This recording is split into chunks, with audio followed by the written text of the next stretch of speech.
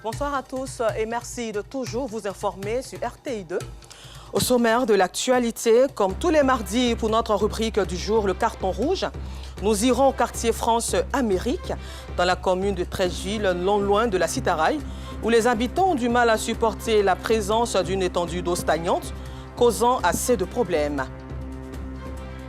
Et puis hors de nos frontières au Sénégal, de ce mardi 28 mai et jusqu'au mardi 4 juin, se tiennent des assises nationales du secteur de la justice où des magistrats, des avocats, mais aussi des professeurs responsables d'associations et anciens détenus sont appelés à se pencher sur le secteur de la justice. Encore merci à vous d'être des nôtres sur RTI2 pour le temps d'information. Nous passons tout de suite à notre rubrique du jour.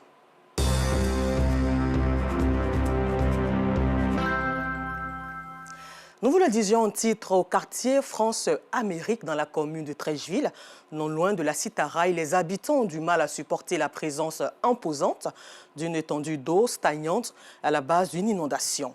Une situation qui freine l'activité des commerçants. Certains camions sont même endommagés par cette présence d'eau. Les risques de maladies sont réels. Et face à cette menace, les personnes impactées lancent un cri de cœur. Le constat de Yacouba Koulibaly dans la rubrique Le carton rouge de ce mardi est commenté par Papa Gassoro Kone de Madangui. Quartier France-Amérique, ne vous méprenez pas. Nous ne sommes ni sur le continent européen, encore moins sur le continent américain, mais bien en Afrique, en Côte d'Ivoire précisément, dans la commune de Treichville. Dans cette commune, l'inondation dans certains secteurs règne en maître. L'inondation est le roi. Point besoin d'insister là-dessus. Après une petite ou une forte pluie, la menace d'endommager les véhicules est réelle. Une menace imminente. Certains automobilistes n'osent pas tenter une traversée. Alors là, pas du tout. À Treichville, on dira qui a cœur. Même Idrissa avec son gros camion n'a pas cœur. Il est obligé de rebrousser chemin après avoir subi une panne de moteur. Car à Treichville, les yeux connaissent bien les bagages lourds. J'ai voulu passer par ici pour sortir de l'autre voie, mais à trop lourd, on ne peut pas passer. Donc la voie n'est pas bonne. Ça fait que ma voiture est en panne. Je suis obligé de me retourner.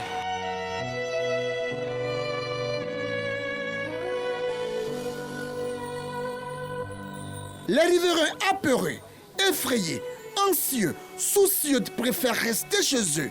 Quand certains commerçants, eux, choisissent d'abandonner tables et parasols. Ce poteau, recouvert de fils électriques, présente des risques d'électrocution. Impossible aussi de s'approvisionner dans cette boutique à proximité. Ce tronçon routier offre une scène de désolation, d'affliction. Quand il pleut un peu, c'est toujours comme ça. Donc nous sommes vraiment fatigués de ça et on essaie à qui il faut s'adresser. C'est très grave. On ne peut pas vivre dans une situation comme ça.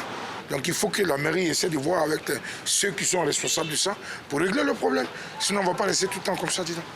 Pour empêcher les tout-petits de jouer dans cette eau sale, polluée et dangereuse, les parents veillent au grain. Eux et leurs enfants sont tous exposés à de nombreuses maladies. Inquiets, troublés, tourmentés face à cette situation, ils lancent un cri de cœur. Même si c'est une petite pluie, en tout cas, le reste pendant 3-4 jours, des fois même une semaine. S'il pleut fort, même là, c'est grave. Ça fait plus que 7 ans qu'on vit ces calvaires. Et il n'y a pas quelqu'un qui va nous aider à résoudre ces problèmes. Tous les caniveaux sont bouchés. Et ça donne des odeurs, et puis ça donne des maladies. Toujours, on est obligé d'aller à l'hôpital. Et nous-mêmes, des fois, on va à l'hôpital. Et l'odeur, là, ça ne cesse pas. Cette inondation a également un impact économique sur les activités. Si ce vendeur ambulant ignore les risques de contracter des maladies, ce n'est pas le cas pour ce tenancier de maquis. Son lieu de commerce, en plus d'être inaccessible, est menacé chaque fois qu'il pleut. Un véritable souci pour lui. Quand il y a des pluies, il y a de fortes pluies qui vont au-delà d'1 heure de temps, l'eau rentre dans le maquis. Ça fait que les activités sont bloquées. Ça agit négativement sur nos activités parce que personne ne peut venir. La voie est impraticable, personne ne peut venir. Mais vous voyez, vous-même vous êtes témoin. Donc ça fait que bon, c'est un peu compliqué. Mon ami, toi, il faut partir, il faut pas me saouler. C'est ça qui fait le problème. Continue. Mon cri de cœur, c'est que ceux qui doivent se charger de ça le fassent le plus rapidement possible. Une inquiétude partagée par Jean-Claude, électronicien, qui a arrêté ses activités depuis maintenant plusieurs jours du fait de cette imposante étendue d'eau stagnante. Aucun automobiliste n'ose stationner devant son garage pour se faire dépanner. Aucun, malheureusement. Mon problème, c'est qu'actuellement, on ne peut pas travailler à cause de cette inondation. Mon activité est stoppée parce qu'aucun client ne va vouloir venir garer dans cette eau-là pour qu'il puisse travailler. Or, s'il ne travaille pas, il fait comment? D'abord, il y a le maradin. Il doit nourrir ma famille. Qu'on remédie à ça pour qu'on puisse avoir la clientèle.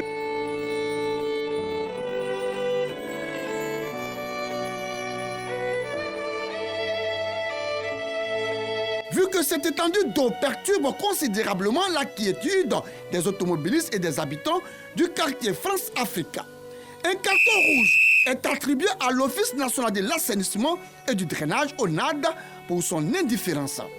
Carton rouge également à la mairie de Treichville qui reste passive et silencieuse face à la présence de cette eau puante visiblement infectée et polluée. Espérons juste que les autorités puissent réagir pour le bien-être des populations de cette zone de la Côte d'Ivoire. Et toujours en société, depuis l'interdiction des charrettes dans la commune de Koumassi par les autorités communales, les tricycles qui remplacent aujourd'hui les charrettes sont devenus un moyen de transport très efficace et utile pour transporter les marchandises. Ce moyen de transport permet aux conducteurs de fournir moins d'efforts physiques et met surtout les clients en confiance par rapport à leurs marchandises. Aïcha Guiri et Georgette Ido Fofana ont rencontré les usagers de ce moyen de déplacement. Commune de Koumassi, quartier Soweto. Désormais, ce sont les tricycles qui transportent les marchandises en lieu et place des charrettes. Les charrettes, interdites depuis le mois d'avril dernier par le gouverneur du district d'Abidjan. Le constat est clair. Les tricycles font le bonheur des populations. Dans votre eau, il y a fatigue, mais vraiment, dans mon toit, là, on peut dire merci, alhamdulillah. Parce qu'avant, quand on poussait votre eau, vraiment, on souffre. Quand le maire est venu, il nous a arrangé. Tu montes, tu roules seulement, tu t'en déposé, chap, tu viens. Avec le tricycle, vraiment, ça nous emporte plus. Voilà mon casque là-bas. Bon, vraiment, ça nous sécurité trop. Parce que quand tu roules, tu n'as pas de casque, c'est pas joli à voir. Ce tricycle, en tout cas, il est efficace, la rapidité. En fait, au lieu de pousser le trop à marcher là, est mieux. Lui, tu mets ton carburant, il t'amène où tu veux. Attendez-vous seulement sur le prix, ça va. Moi, je ne paye pas de transport, il est à l'aise. Tu as donné à l'autorité, tu as payé le transport toi-même pour aller croiser marchandises, tout ça là. Marchandises, en même temps, tu es obligé d'arriver avant marchandises. Alors que ça là, nous deux, on arrive ensemble. Cette mesure, prise par l'ancien maire de la commune, qui n'est autre que l'actuel gouverneur du district d'Abidjan, fait des heureux. Le tricycle là, ça nous arrange bien. C'est bon par rapport au taureau là. On gagne un peu dedans. On ne peut même pas comparer avec votre eau. Ça nous arrange, c'est mieux que auto. On met les bagages dedans, il nous prend, il y a de la place pour monter aux voitures, tout ça. Si on prend ça, on n'est pas obligé de prendre encore voiture pour suivre ça. Selon le directeur des services socio-culturels et de la promotion humaine de la mairie de Koumassi, cette mesure vise à assainir la commune. C'est parti d'un constat comme dans bien d'autres communes. On avait des autres un peu partout, des pousse-pousse partout. Et dans la volonté de changement de l'image de la commune, le ministre maire Ibrahima Cissé Bakongo a décidé de remplacer le Wotro par les tricycles pour permettre à la commune de connaître un mieux-être, une meilleure organisation et chasser le désordre urbain. C'est en cela qu'en lieu et place des Wotro, on a dû mettre les tricycles. Et ça s'est fait, ça nous a donné véritablement un environnement sain. Un environnement organisé, un environnement qui était véritablement sous la responsabilité de la mairie, puisqu'il s'agissait pour nous de contrôler tous ces dispositifs de circulation dans la commune. Et le résultat, il est éloquent. L'avènement des tricycles dans la commune de Koumassi est bien perçu par les administrés. Une source de revenus pour les conducteurs de ces engins à 3 roues. Et toujours en Côte d'Ivoire, les autorités ont annoncé ce mercredi 22 mai 2024 la découverte du coltan. Selon le porte-parole du gouvernement ivoirien, le ministre de la Communication, Amadou Koulibaly, il s'agit d'un gisement. Sa découverte est à l'actif de la Société pour le développement minier de la Côte d'Ivoire, Sodemi. Au chapitre religion, hier lundi 27 mai, les premiers candidats au Hajj se sont envolés pour le pèlerinage en Arabie Saoudite. À cet effet, ces candidats se sont rendus à la grande mosquée de la Riviera Golf dans la commune de Cocody, où ils ont effectué certaines formalités avant de prendre la route pour l'aéroport international Félix Houphouët-Boigny d'Abidjan-Port-Boué. Ils étaient en compagnie d'Abdoulaziz Guira et Assit Andiara. Il est 15 h quand les candidats au Hajj foulent le seuil de la mosquée de la Riviera Golf dans la commune de Cocody. C'est le point de rassemblement avant le départ pour l'aéroport Félix Houphouët-Boigny. Ces candidats au Hajj sont ceux du premier vol en partance pour la terre sainte d'Arabie Saoudite dans le cadre du pèlerinage. On vient juste de la maison. Quand nous sommes descendus, les agents de sécurité nous ont demandé de venir nous asseoir sous la bâche. Le temps qu'on nous appelle pour les enregistrements. Ils devront parcourir au total 6 étapes avant de prendre la route pour l'aéroport. La première étape, la distribution des documents de voyage. Actuellement, on a divisé les pèlerins en gens. Il y a les mamans d'un côté et les papas d'un autre côté. Alors, la sous-commission est chargée de leur remettre leur kit de voyage. Ensuite vient l'étape de la vérification. Les membres de cette commission doivent s'assurer que tous les candidats ici présents sont parmi ceux appelés pour le vol du jour. Une fois le pèlerin arrive à notre niveau, on vérifie avec son passeport qu'il est sur la liste, c'est-à-dire le manifeste du vol du jour. Et une fois qu'on réussit à avoir son nom sur la liste du jour, on lui attribue une séquence qui est le numéro d'ordre d'enregistrement. 430 candidats au Hajj sont attendus pour le vol 1, seul départ prévu pour ce lundi 27 mai. Après la vérification, place à 4 autres étapes, toutes aussi importantes pour ces 430 pèlerins. Toutes ces étapes sont supervisées par la commission GDR, gestion des départs et retours. Et ensuite, ils sont appelés au système 43.1. Le système 43.1 consiste à attribuer un numéro de cas à chaque pèlerin. Le vol 1, évidemment, c'est mieux de savoir mon pèlerin se trouve dans le cas numéro 1 du vol 1, mon pèlerin se trouve dans le cas numéro 2 du vol 1, et ainsi de suite, jusqu'à ce que nous atteignons le 9 cas donc prévus pour transporter nos pèlerins. Et une fois terminée cette étape, ils se retrouvent là à fouiller tous les bagages, retirer tout objet susceptible à dénaturer l'être humain ou le physique. Automatiquement, nous retirons tous ces objets-là et à la suite, nous demandons aux pèlerins qui est la 6e étape de s'installer pour attendre juste le cas pour le transporter au niveau de la mosquée et au niveau de l'aéroport. Les préparatifs achevés, les futurs pèlerins attendent à présent le départ pour l'aéroport. Une attente qui peut durer des heures. C'est aussi l'occasion de se reposer, il faut prendre des forces. Pour cela, ces candidats au Hajj sont assistés par ces femmes bénévoles appelées Maman Albéane. Depuis 10 heures, nous sommes là. Dès qu'ils viennent s'asseoir, on vient vers eux, vient leur servir à manger. Et on leur demande ce qu'ils veulent.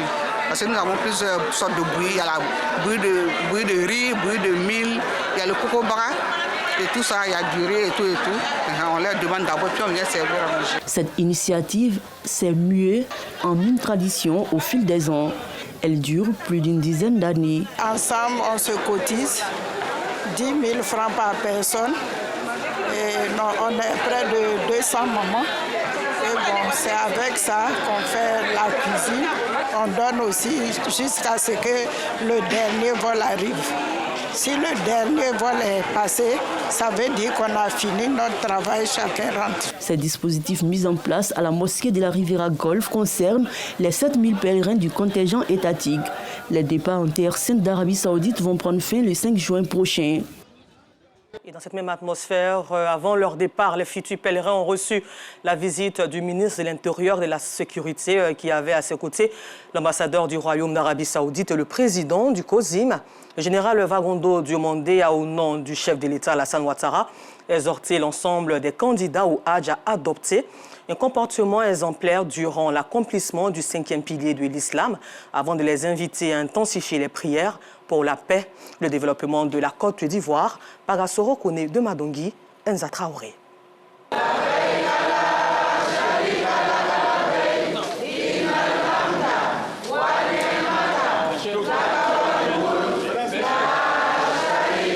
Me voici, oh Allah. Je réponds à ton appel. Tu n'as pas d'associé. Me voici. La louange et la grâce t'appartiennent, ainsi que la royauté. Tu n'as pas d'associé. La talbia, formule que répète en boucle le pèlerin à partir du moment de la sacralisation jusqu'au tawaf, la circumambulation autour de la Kaaba, la maison sacrée des dieux. Invocation rappelée ici par ces candidats au Hajj, visiblement heureux de se rendre en terre sainte d'Arabie Saoudite pour accomplir le 5e pilier de l'islam.